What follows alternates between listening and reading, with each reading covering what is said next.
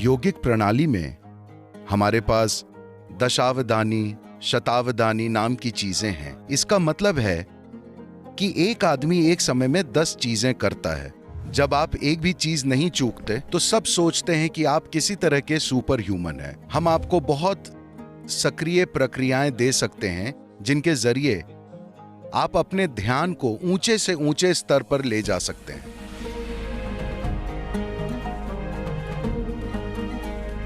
मेरा सवाल है, आपके लिए फोकस का क्या मतलब है और हम किस तरीके से हमारे रोजमर्रा के जीवन में फोकस ला सकते हैं? तो फोकस की आपकी क्या परिभाषा है? अच्छा, इस शब्द को समझाने के कई तरीके हैं। फोकस की बजाय अगर आप अटेंशन शब्द का इस्तेमाल करें, क्या आप मानते हैं कि फोकस और अटेंशन दोनों एक ही चीज के बारे में हैं? इनमें थोड़ा फर्क है, इसमें बारीक सा अंतर है।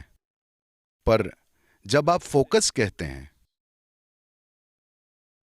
तो यह किसी चीज पर कोई रोशनी डालने जैसा है। फोकस हमेशा एक बिंदु पर होता है। अटेंशन उससे कहीं ज्यादा हो सकती है। देखिए, अभी अगर आपकी नजर साफ है, मुझे उस लड़के को देखने में दिक्कत हो रही है क्योंकि आपने उन्हें वहां हॉल में अंधेरे में बिठाया हुआ है। पर अगर हॉल सही से रोशन होता तो मुझे यहां बैठे लोगों को देखने के लिए फोकस नहीं करना पड़ेगा। मुझे बस ध्यान देने की जरूरत होगी। अगर मैं ध्यान देता हूं तो मैं यहां मौजूद सभी लोगों को देखूंगा, वे जैसे हैं वैसे। पर अभी अगर मेरी दिलचस्पी इस इंसान में हुई तब मुझे फोकस की जरूरत होगी। अगर मैं आसपास की हर चीज की ओर बिना ध्यान दिए सिर्फ फोकस्ड होता, मैं बिना भेदभाव के ध्यान की बात कर रहा हूं। ध्यान किसी चीज के बारे में नहीं, बस ध्यान देना, सिर्फ इसलिए कि आपके अंदर एक खास स्तर का ध्यान देने की क्षमता है। आपको पता है कि आप वाकई में हैं। नहीं तो मान लीजिए नींद में, आपके अनुभव में ना तो दुनिया मौजूद होती है और ना ही आप होते हैं। कुल मिलाकर हुआ यह है कि कोई ध्यान नहीं देता। क्योंकि कोई ध्यान नहीं देता, इसलिए किसी तरह का कोई बोध नहीं है। तो पहली चीज है ध्यान देना, ताकि हर चीज की एक आम समझ हो। उसके बाद एक खास रुचि की बात होती है, तब हम अपना ध्यान उस खास रुचि पर लाकर फोकस कर लेते हैं। तो फोकस का उद्देश्य या परिभाषा क्या है? फोकस का क्या इस्तेमाल है? फोकस हमें कहां ले जा सकता है?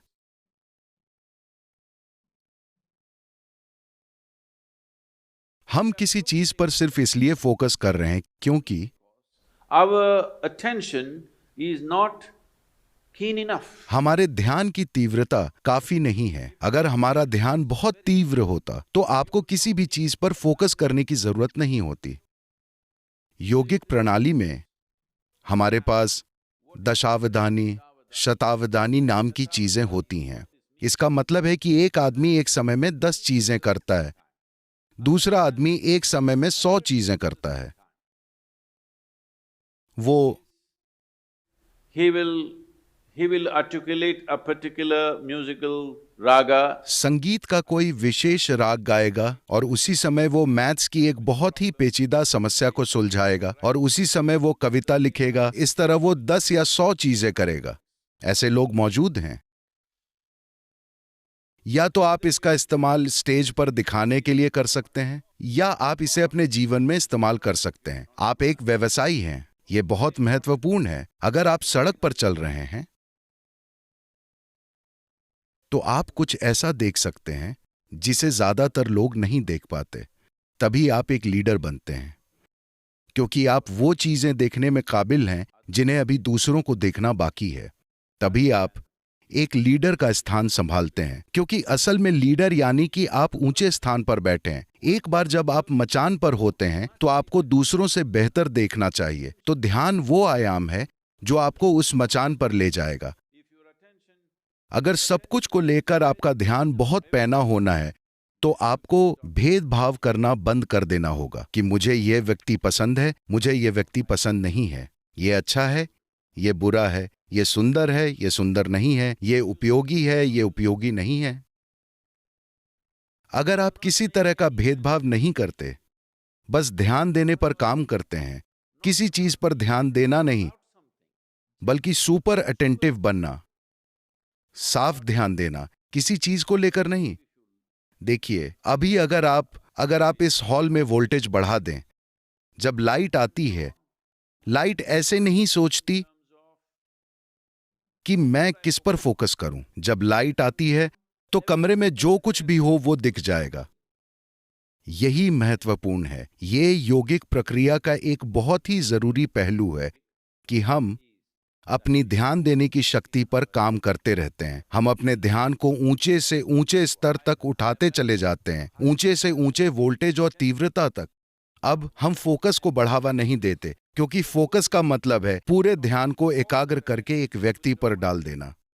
मान लीजिए आपने अपना पूरा फोकस एक बिंदु पर डाल दिया और आपको उस बिंदु में कुछ भी काम का नहीं मिला, तो आप अपने जीवन के अंत में क्या करेंगे? ज्यादातर जिंदगियों के साथ यही हो रहा है। अब आप बस अपने ध्यान को ही इतना पैना करने पर काम कीजिए कि अगर कोई किसी चीज पर फोकस भी करता है तो वो उतना तीव्र नहीं होगा। अगर आपका ध्यान उतना पैना है तो आप इस ब्रह्मांड में किसी भी चीज में चूकेंगे नहीं। अब जब आप किसी भी चीज से नहीं चूकते हैं तो सबको लगता है कि आप किसी तरह के सुपर ह्यूमन हैं। नहीं नहीं नहीं, इसका उद्देश्य सुपर ह्यूमन बनना नहीं है। इसका उद्देश्य है ये जानना कि इंसान होना अपने आप में सुपर है। तो अगर आप अपने ध्यान को बढ़ाते हैं, हम आपको we can give you बहुत सक्रिय प्रक्रियाएं दे सकते हैं जिनके जरिए आप अपने ध्यान को ऊंचे से ऊंचे स्तर तक उठा सकते हैं। आप कितना साफ देखते हैं यही तय करता है कि आप इस जीवन में कितनी सफलता से गुजरते हैं। how much lack of clarity there is in you, that much blundering you will do in your life. आप में स्पष्टता की जितनी कमी होगी, आप अपने जीवन में उतनी ही बड़ी गलतियां करेंगे, इसमें कोई शक नहीं है। अगर व्यक्ति को सबसे पहले ध्यान को विकसित करने की दिशा में काम कीजिए। पहली चीज है, आप अपने भेदभाव के नजरिए को हटाइए कि आप उस व्यक्ति की ओर ऐसे ना देखें, अरे ये एक आदमी है, ये एक औरत है, ये एक कुत्ता है, ये है, ये वो है। बिना किसी निष्कर्ष के बस ध्यान दीजिए। अगर आप बिना किसी निष्कर्ष के हर चीज की ओर ध्यान देते हैं तो आप देखेंगे, अगर आप एक चींटी की ओर ध्यान से देखेंगे तो ये बहुत ही अद्भुत है। आप जर्मनी में हैं, कौन जानता है। तो Attention.